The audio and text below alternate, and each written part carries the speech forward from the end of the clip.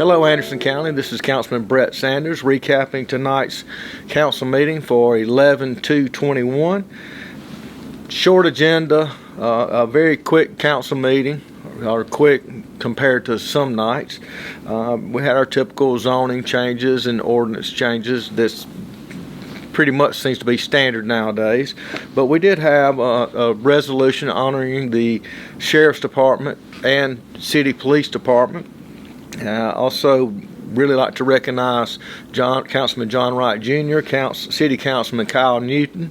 They put on a dinner for law enforcement and raised a little bit over $15,000, so $7,500 and some change for the city and $7,500 for the county. Sheriff McBride, some of his staff were here. Chief Stewart was here tonight. Kyle Newton was here tonight. So I was happy to see City Council and County Council working together, and that's a relationship that we are working on, and I'm working on to build a better relationship. It's a good relationship. I like the fact that we can sit down and talk and discuss things and maybe not try and reinvent the wheel when one's already experienced a problem or a situation that they've resolved in the past. We also had a report from the Finance Committee. Other than a few budget transfers, the only real exciting thing was the sale of some property that the Economic Development Office was in. The property was appraised. I think it came in at $340,000.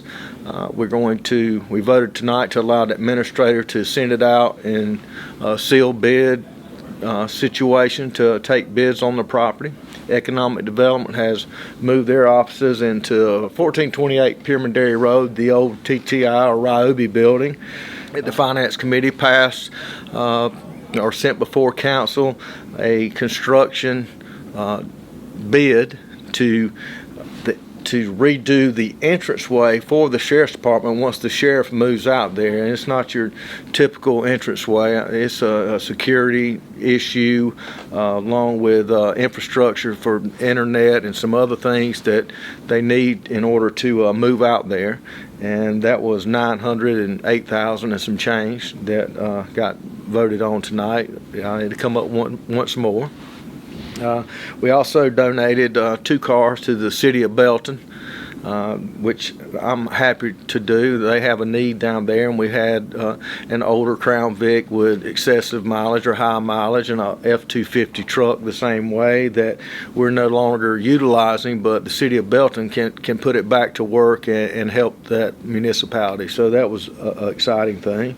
We also voted on tonight to transfer a piece of property that the county ended up with in Williamston through a delinquent tax situation, and the property is in disrepair, and the city of Williamston, or the town of Williamston, reached out to Anderson County, and we're going to donate that to, or sell it to Williamston, and they're going to clean the property up to find a better use for it that fits in, and hopefully that'll help clean up an area that needs to be cleaned up and can be utilized to create more business opportunities and growth for the town of Williamston.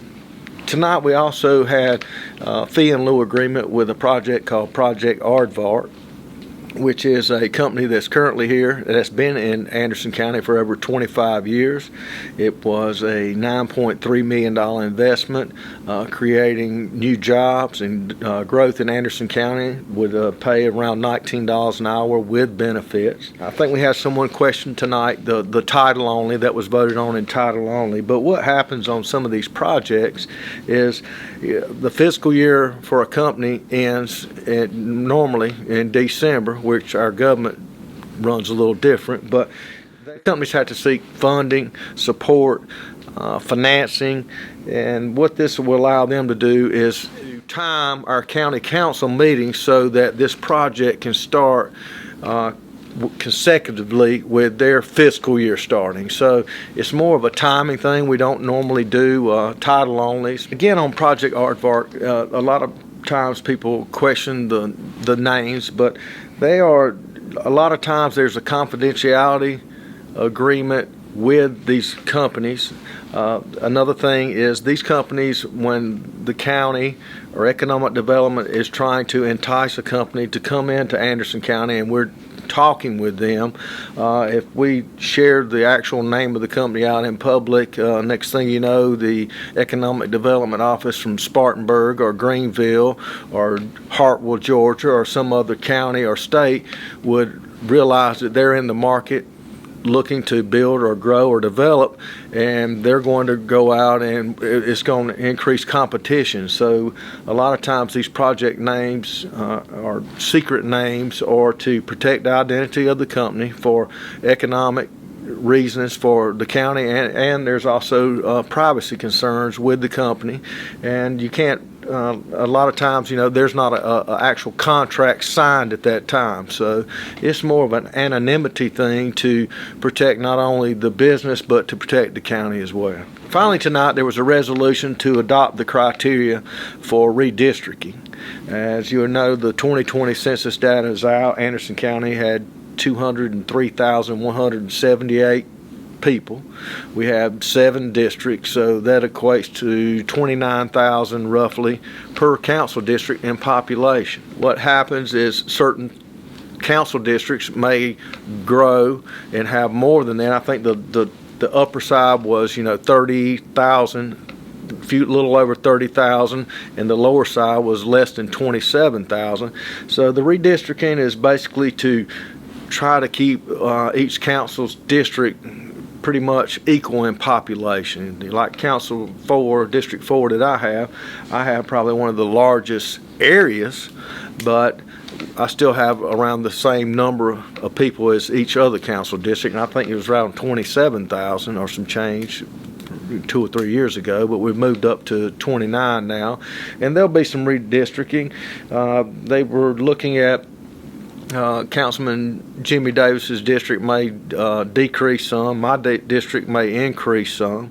The trick and the hard thing for, I guess, them to figure out and do is it has to be contiguous. It's not like they can take my area and then, we're going to run you down here into East or West Anderson, and you're going to take this little section. So it's a balancing act, and I'm curious to see how things are going to turn out. That is state and federal guidelines that have to be followed. 1965 voting rights, contiguous, as I said earlier, also one vote, one person. And on the redistricting, we're looking at close to the end of the year to find out, how our districts are going to be redrawn and our actual population size. Be in time, just in time for elections again. So some people have more doors to beat on. But I'd like to thank everyone for tuning in.